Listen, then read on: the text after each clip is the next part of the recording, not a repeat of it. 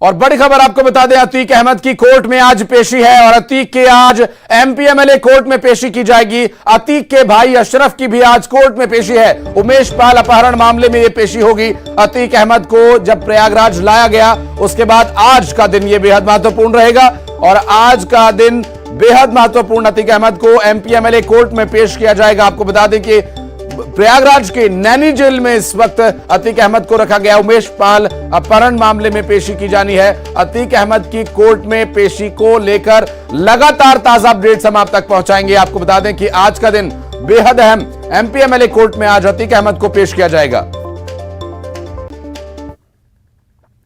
और बड़ी खबर मनेंद्रगढ़ से, जहां ट्रक में अचानक आग लग गई और खड़े ट्रक में आग लगने से ट्रक अचानक धू-धू कर जलने लगा। आपको बता दें कि आग लगने के कारण क्या रहे अभी तक ये पता नहीं चल पाया है। नगर पालिका की टीम ने आग पर जाकर काबू पाया और आग पर काबू पाने में काफी मशक्कत यहां पर नगर पालिका की टीम को करनी पड़ी। हालांकि गनीमत यह रही कि आसपास कोई और वाहन नहीं थे वहां ज्यादा और कोई जनहानि नहीं हुई।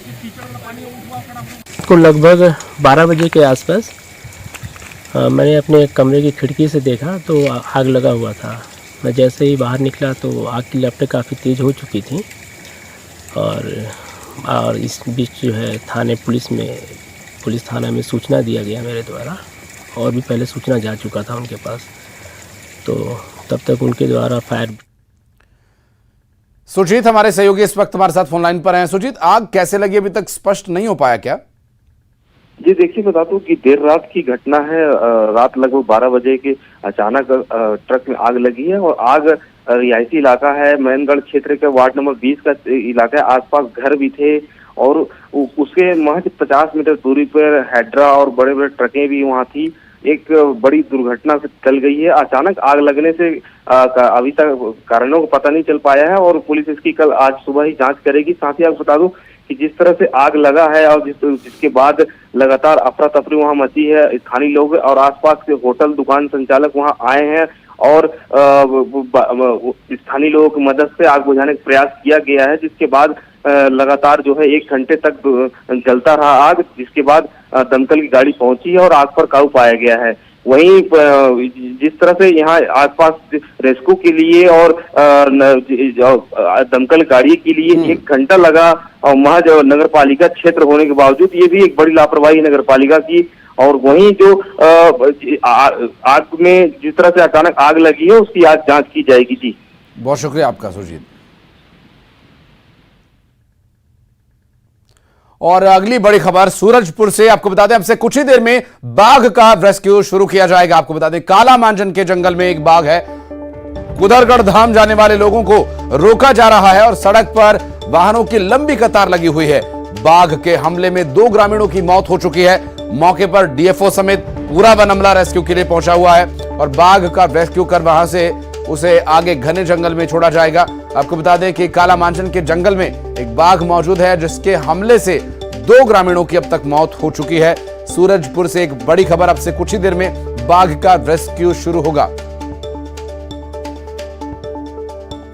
वरुण हमारे सहयोगी इस वक्त हमारे साथ मौजूद हैं। वरुण, बाघ के रेस्क्यू से पहले काफी वहां पर भीड़ दिखाई दे रही है, गाड़ियों की लंबी कतार है, अव्यवस्था तो नहीं होगी?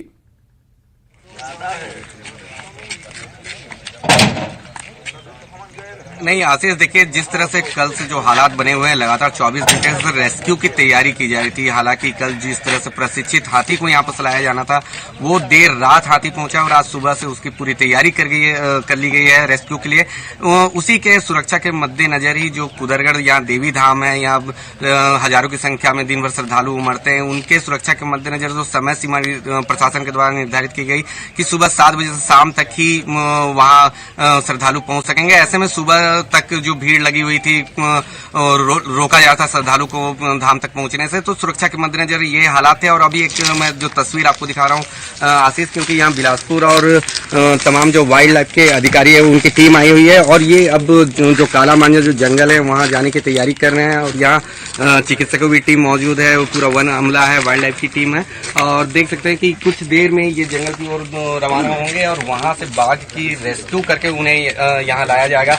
हालांकि बाघ का कल ही उनका ट्रेस कर लिया गया था बाघ का, और मोमेंट क्या है और लोकेशन ट्रेस कर लिया था, मोमेंट पे उसका लगातार नजर बनाए हुए हैं वन अमला। तो ऐसे में कुछ देर के बाद ही अब जंगल की ओर टीम रवाना होगी और कितने देर में ट्रैंक्लाइज करके बाघ को यहाँ लाया जाता है और उसके बाद में बाघ की क्या स्थिति होगी। कई बार ट्रैप करके बाघ को पकड़ा जाएगा या ट्रैंकुलाइज करके पकड़ा जाएगा, ये भी काफी डिपेंड करता है इस पर कि बाघ कितने समय में रेस्क्यू किया जा सकेगा। बहुत शुक्रिया फिलहाल आपका इस पूरे मामले पर जानकारी देने के लिए। आगे अपडेट लेंगे आपसे और रुक करेंगे अगली बड़ी खबर का। मनेंद्रगढ़ से बड़ी खबर, एक साथ 4 नाबालिग बच्ची लापता हैं। कल दोपहर से बच्ची लापता हैं और आपको बता दें कि घर से कोचिंग के लिए ये निकली थी।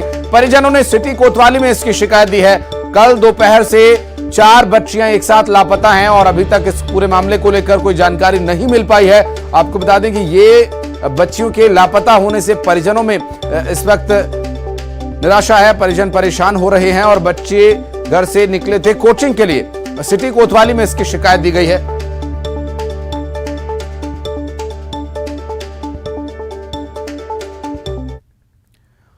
सरगुजा की धरती में कई ऐतिहासिक और पुरातात्विक स्थल हैं और इन्हीं में से एक है रामगढ़ पहाड़। यहां भगवान श्री राम के चरण पड़े थे, जिसके अवशेष आज भी पर्वत पर मौजूद हैं।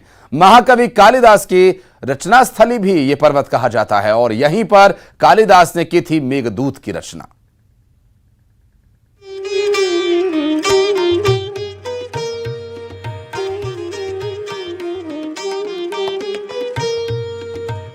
सरगुजा जिला मुख्यालय से 50 किलोमीटर दूर स्थित उदयपुर, यहीं पर है अद्भुत रामगढ़ पर्वत, जहां पड़े थे प्रभु श्री राम के चरण। वनवास के दौरान माता सीता और लक्ष्मण के साथ श्री राम ने यहां समय बिताया था। प्रभु श्री राम के चरण तो एक बार जहां पड़ जाएं वो धरती धन्य है। रामगढ़ में तो भगवान बार बार आए। बताया जाता है कि विश्वामित्र राक्षसों के वध के लिए उन्हें यहां लेकर आए थे और बाद में वनवास के समय भगवान फिर यहां पधारे। इसके अवशेष आज भी यहां मिलते हैं। रामचंद्र जी को वनवास हुआ तब वो अयोध्या से निकल करके दक्षिण की ओर जब गए हैं तो उसमें एक मार्ग सरगुजा भी पड़ता है और रामगढ़ खासकर उनका इलाका रहा है। जब वो राक्षसों को मारने के लिए विश्वामित्र उनको लेके गए थे तो सरगुजा दंडकारण्य का घनघोर जंगल था, जहाँ लोग वामप्रस्थ में भी जाते थे और ऋषि मुनि वगैरह भी तपस्या करते थे, जिसमें राक्षस व्यवधान डालते थे। तो रामचंद्र जी एक राउंड पहले युवावस्था में विवाह से पूर्व ही यहाँ आकर के राक्षसों का वध किए हैं और दूसरी बार वनवास के समय भी इसी परिचित मार्ग से ही वो दक्षिण की ओर गए हैं।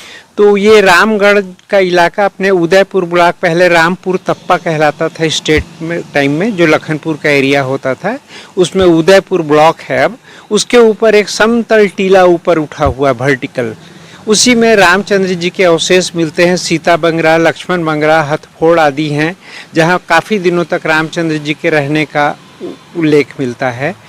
राम भगवान आए त्रेता में, जो नदी किनारे किनारे अयोध्या से आए, तब आए के यहाँ वो टिकिन है पीजी वशिष्ठ मुनि और राम लक्ष्मण का पहाड़ी में ही आए के जो होता है यहाँ टिकिन है भगचान। तो अब ये मंदिर का मूर्ति है जहां स्वयं भगवान पधारे वो धरती तो ऐसे ही धन्य है, लेकिन रामगढ़ एक और वजह से प्रसिद्ध है। इसका नाता महाकवि कालिदास से भी है। कालिदास ने यहीं पर मेघदूत की रचना की थी। दुनिया की सबसे प्राचीन नाट्यशाला भी यहां मौजूद है। इस पर्वत के ऐतिहासिक और पुरातात्विक महत्व भी हैं। यहाँ सीता बेंगरा, जोगीमारा की प्राचीन गुफाएं हैं। जोगीमारा गुफा में मौर्यकालीन ब्राह्मी लिपि और सीता बेंगरा गुफा में गुप्तकालीन ब्राह्मी लिपि में अभिलेख हैं। यहाँ मौर्यकालीन अवशेष भी मिले हैं।